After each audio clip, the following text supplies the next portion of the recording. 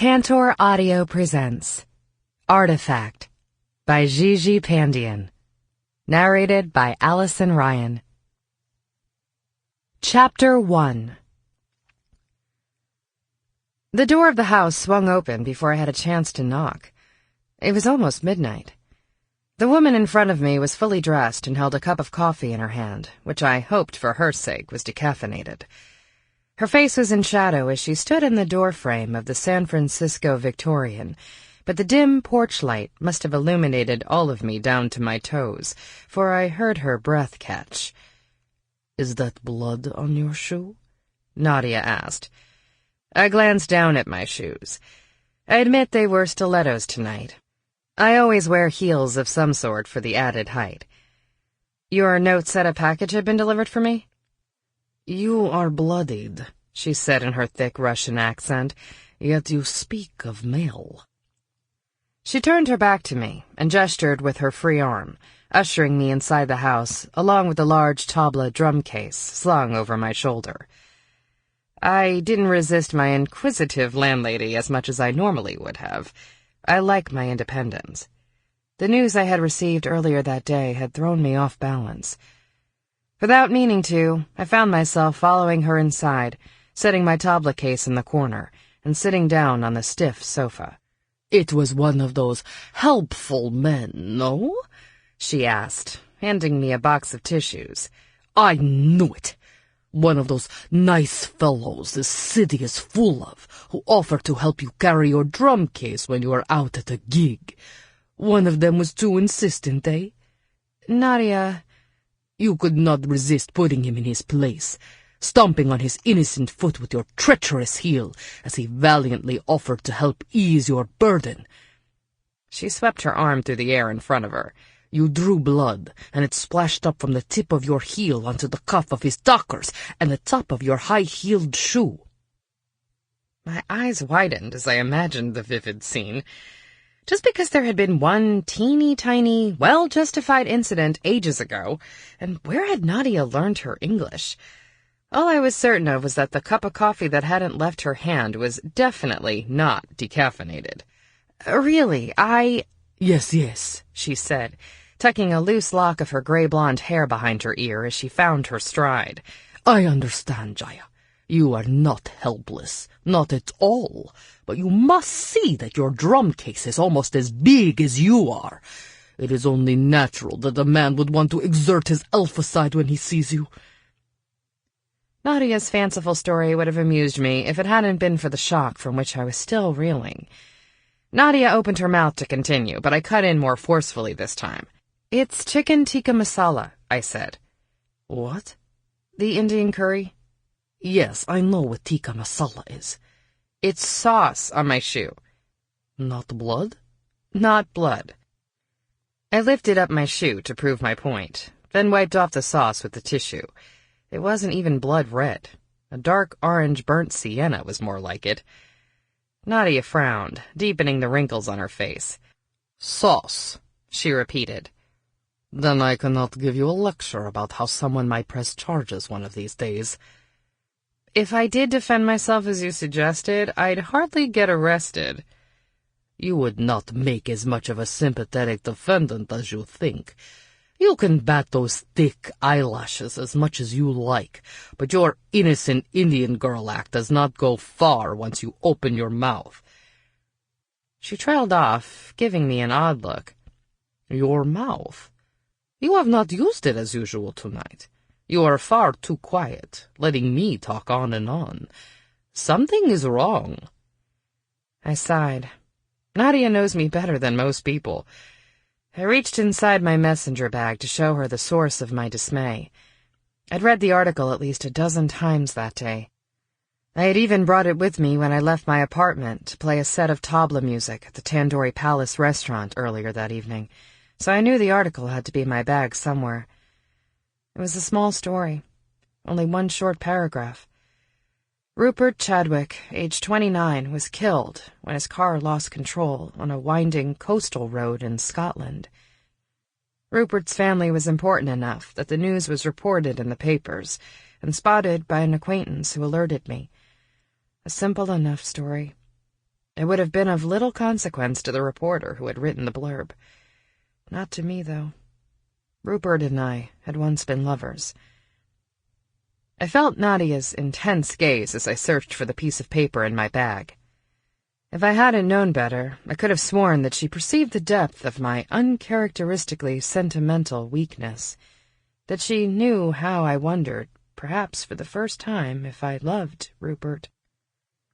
I found the printout at the bottom of my bag. As I handed the paper to Nadia, she placed a small package in my hand. It was a padded envelope with a bulging center. The stamps were foreign, British, nothing unusual there. I'm a historian, so my work often involves corresponding with people and institutions in foreign countries. I didn't normally receive work-related packages at home, but I was glad to turn my attention to something other than Rupert. The return address caught my eye. There was no name listed, no university or institute either. Instead, the address of an inn in Scotland had been written by hand. I stared at the address. The address itself wasn't familiar, yet there was something... "Jaya," Nadia said. I realized it wasn't the first time she had said it. "You knew him well?" she asked. I gave a slight shrug. It was over a year ago. Nadia nodded, then disappeared through the kitchen door. As I waited, I turned over the curious package. Scotland. It had to be a coincidence. I tugged at the edge. It didn't budge. Strong tape reinforced all the sides. The person who sent the parcel had taken no chances. At least I didn't have any fingernails to break. I pulled at a puckered section of tape until it gave way. A folded handkerchief of bright white cloth fell onto my lap. I shook the package to make sure there was nothing else inside, then opened the bundle. A band of thick gold appeared beneath the folds of cotton. The piece of jewelry had been damaged and was missing several pieces of whatever had once been inlaid in the gold. That wasn't surprising. The piece was old enough to evoke a feeling of centuries past. Jewelry isn't my expertise, but when you study history, you get a sense of how things change over time. I knew I wasn't holding something created during my lifetime. As I turned over the piece, I saw more than gold. A solitary stone of the deepest red sparkled in my hand. The rough-cut gemstone dwarfed the thick gold frame. Even in the dim living room light of a midnight conversation, the huge ruby absorbed the light, seeming to breathe it in and out before my eyes. At that moment, I understood the preciousness of jewels. I would have sworn this was no piece of costume jewelry. This was real. I ran my fingertips over the ruby stone and along the rest of the piece. Based on its size, I guessed it was an anklet. A few granules of dirt stuck to my skin. I raised my fingers to my nose and sniffed. The dirt was what it looked like. Soil, not dust. Before I had a chance to think about what to do next, I heard the door to the kitchen creak open. I wiped the dirt from my fingers onto the handkerchief, then quickly covered up the anklet and eased it back into the package. As the cloth slipped out of my fingers, I saw something that nearly made me drop the bundle. Initials were embroidered on the handkerchief. R.C.C. Rupert Cedric Chadwick. My heart was beating far too quickly as Nadia placed a tray on the coffee table. "I found some gin," she said. She poured generous shots from a Gordon's bottle into 2 ice-filled tumblers that were on the tray, next to some sticky Russian pastries. "Drink," she said. "It is restorative." Nadia's English is perfect, if formal, yet sometimes I could tell she felt there was no proper translation for a Russian word she wanted to use, and it would give her a momentary pause before she spoke. She lifted one of the glasses, still frowning as if she hadn't expressed what she meant to. I took the other glass, hoping my hands weren't shaking too obviously. Nadia didn't seem to notice. Her lips puckered as the gin touched her mouth. "Wouldn't you rather be drinking vodka?" I asked. Damn, My voice sounded shaky as well. "Jaya," she said, shaking her head, "you of all people should know not to stereotype a person based on where they are from." "But you do like vodka." "It is true. I think I will have some." She disappeared into the kitchen again. I was tempted to look at the anklet and Rupert's handkerchief again, but I instead opted for steadying my nerves. I took a large gulp of gin.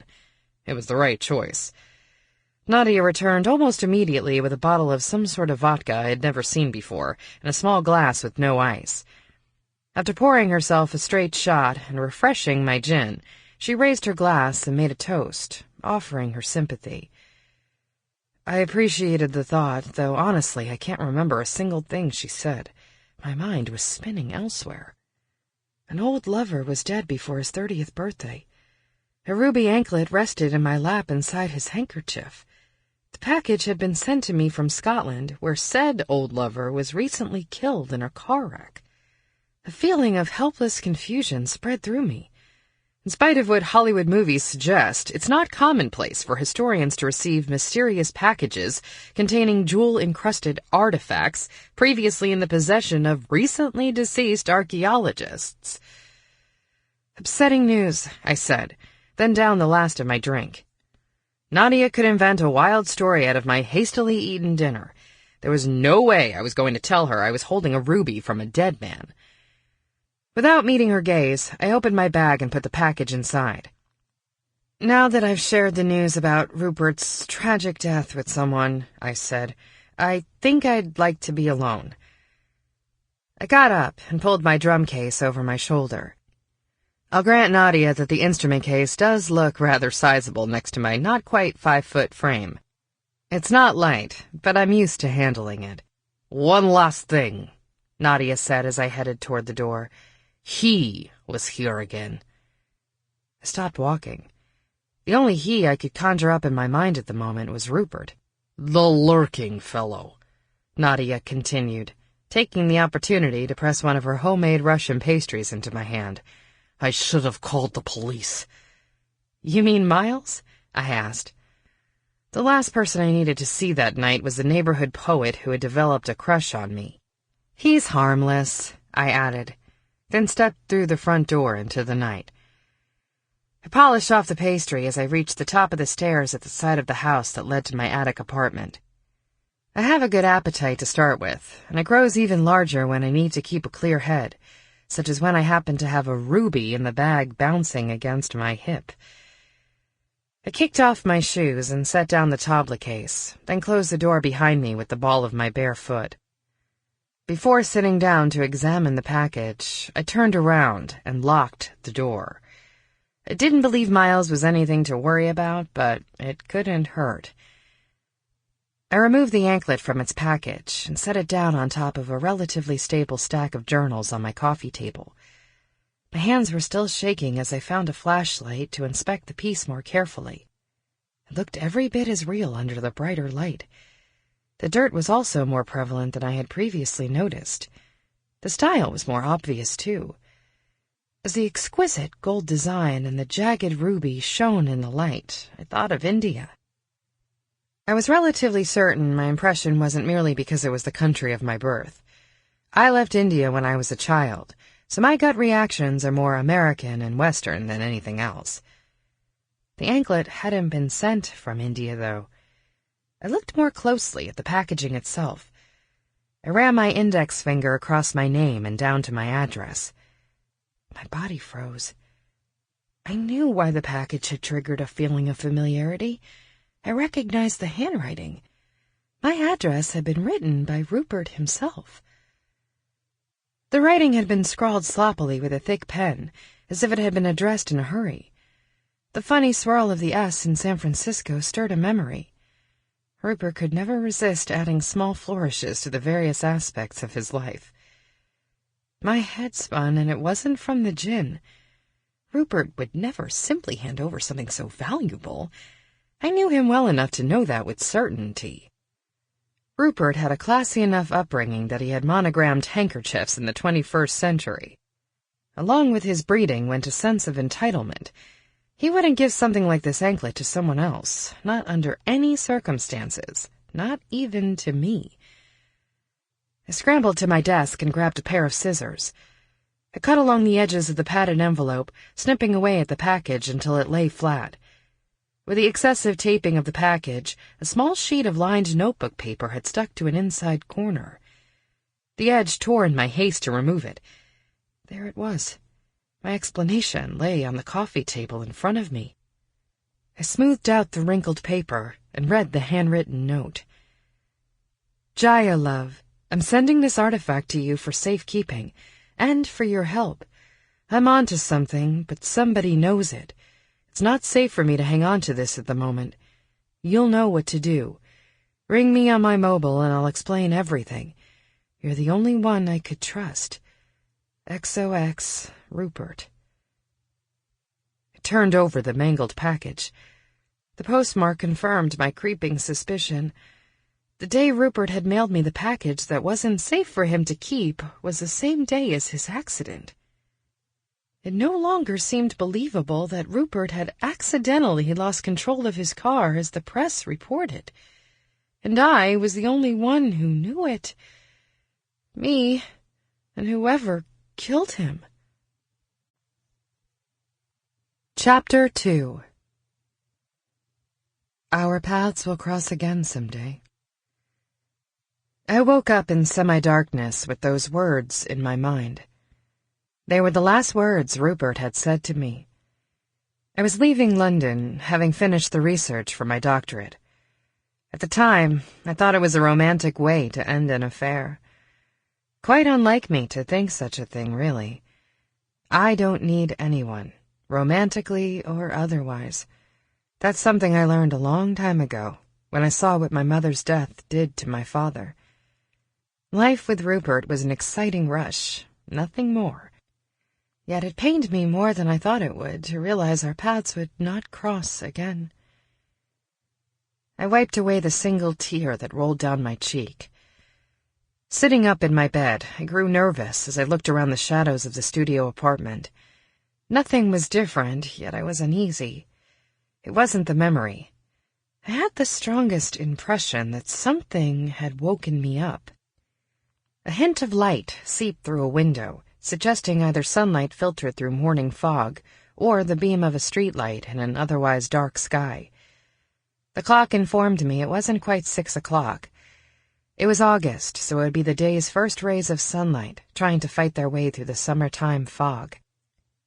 I'm not the type to stay in bed and drive myself crazy. I threw back the covers and looked through the peephole in the door, then out both windows. Nothing. I rubbed my temples and looked absently out my front window.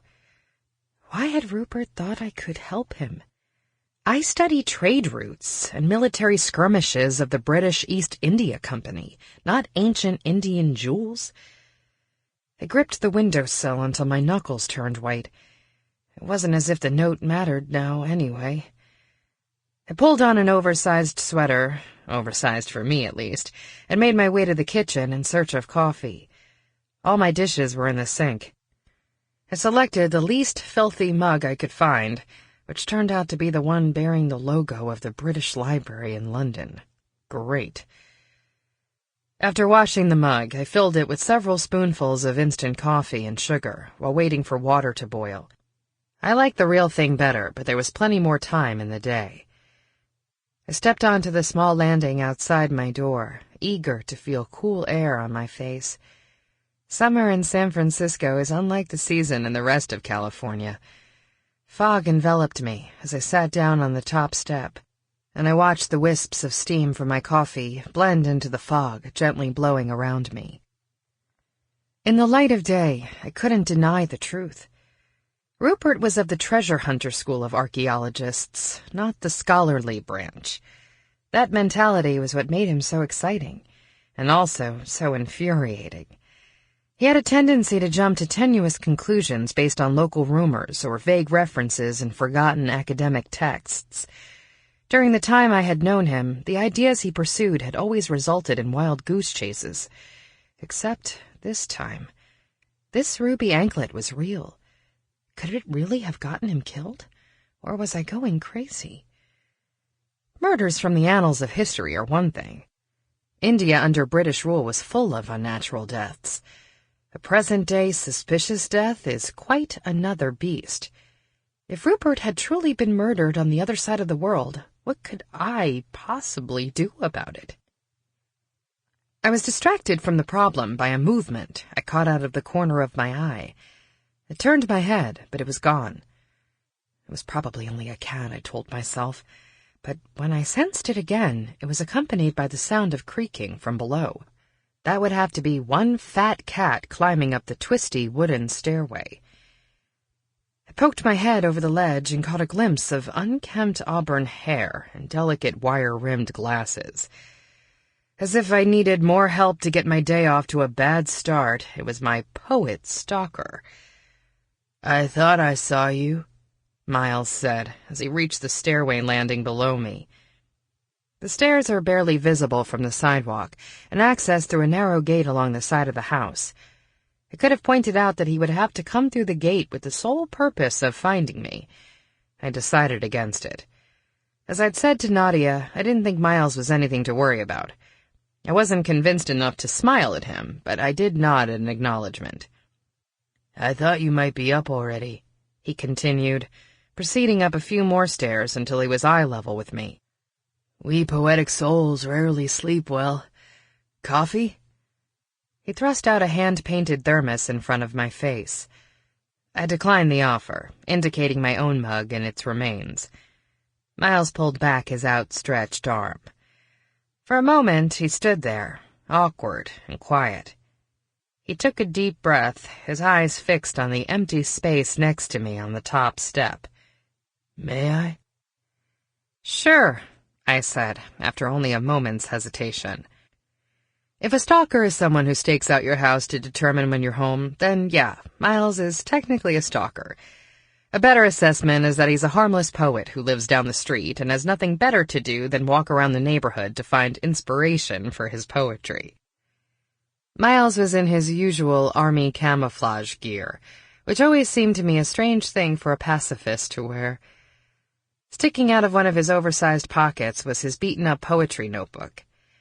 He set down the thermos and rubbed his ink-stained hands together in the crisp morning air. "You were out playing a tabla gig last night, huh?" he asked.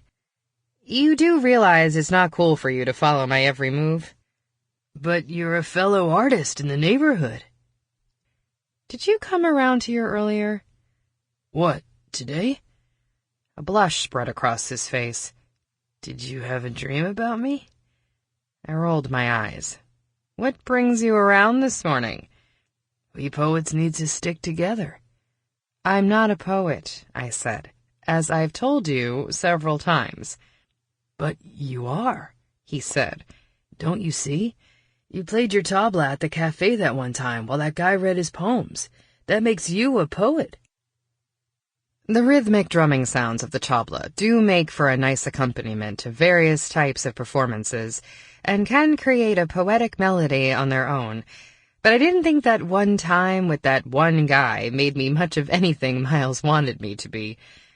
Playing the tabla for people is my release, my escape, not my real life. "I was thinking," he continued slowly, "I have something I wrote. I read it at open mic last week already, but if you would accompany me next time, it would be so much better. Here, I could show you." He pulled out the mangled notebook sticking out of his pocket. "Maybe later." "Oh, okay. But I wish you'd at least come see me read sometime, even if you don't want to play. Nobody else gets me except for you." "I don't think I get much of anything these days." I leaned back onto my elbows. Why on earth had Rupert thought I would know what to do with the anklet? "That's okay. What fun would it be if life was easy?" He looked over my face for a few moments. "It's in your soul, you know. You get things. You know how to piece together all that history stuff. I know it's not easy. It's the same with poetry. It's all a puzzle until it's pieced together. You see through what's on the surface. I nearly knocked over the mug I'd set down next to my elbow.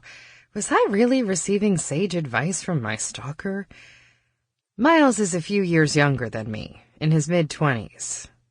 I realized I didn't even know if he had a job, since I'd only ever seen him at neighborhood coffee houses, or in front of my own house. But the man had a point. I did see something that nobody else did. Nobody else would believe Rupert's car accident might not have been an accident. Earth to Jaya. Miles scratched his scruffy head. You okay?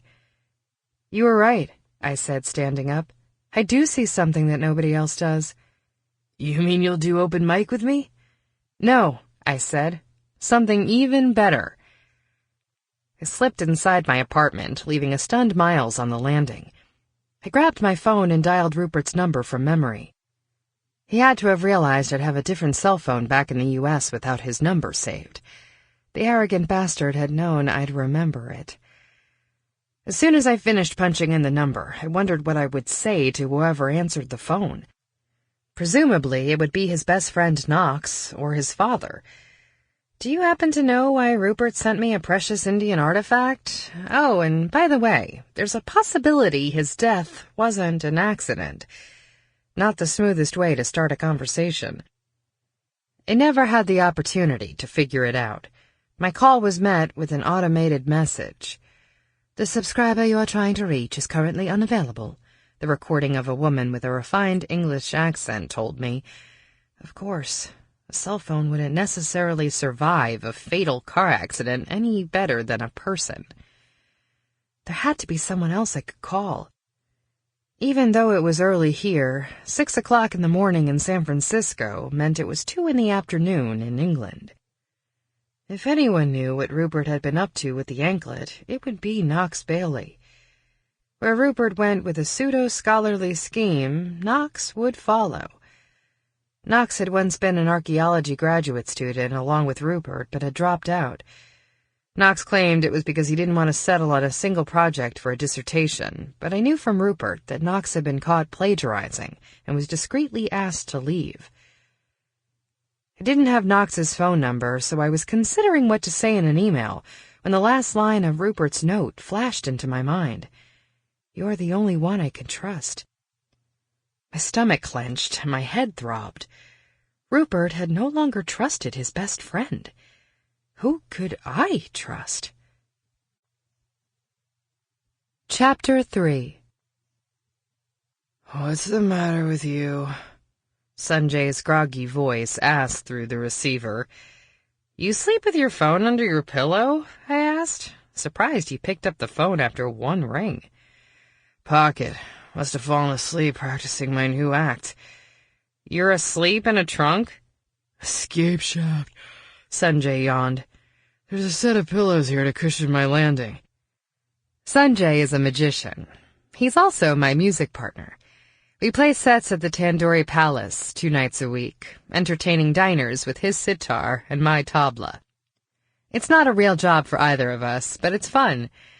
The rest of the week, I'm buried in history books or with my students at the university, and Sanjay is a successful stage magician who goes by the moniker the Hindi Houdini and sells out entire seasons at a winery theater just north of San Francisco. In spite of his accomplishments in the magical field, Sanjay is one of the worst sitar players in this hemisphere. He's like a brother to me, so I pretend I don't notice when his fingers hit the wrong strings, and we fill the restaurant with sounds reminiscent of a screaming monkey. He makes up for it in other ways, such as the fact that he's the only person I knew I could call upon with no hesitation at this early hour. Are you at the theater or in your studio at home? I asked. Studio. Why? Can you meet me at my place in 20 minutes? Are you okay? He asked. Sort of. Are you coming? After hanging up with Sanjay, I looked out the peephole of my door. Miles was gone. Good. I needed some sustenance to think while I waited for Sanjay. I didn't have to look in my fridge to know there was nothing in it. The Coffee to the People Cafe was full of people who were surprisingly cheery for the early hour. I had no idea there was a secret population in my laid-back neighborhood who woke up by 6 in the morning. I ordered a muffin for... Sample complete. Ready to continue?